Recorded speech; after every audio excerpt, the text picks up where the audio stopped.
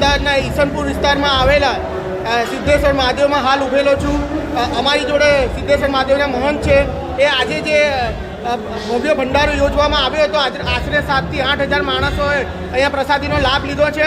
અને આપણે જે દિલીપદાસજી મહારાજ કહેવાય છે, એમણે આશીર્વચન અહીંયા આપેલા છે.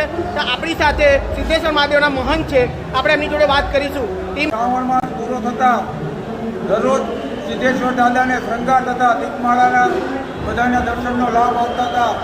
હજારો શ્રદ્ધાળુઓ અહીંયા દર્શનનો લાભ લેતા હતા. પૂરા સવારે 4 વાગ્યાથી બપોરના 2 વાગ્યા સુધી બધા જળાભિષેક કરતા હતા. તેમજ સાંજના શૃંગાર આરતી તથા દીપમાળાના દર્શન પર લાભો લેતા હતા.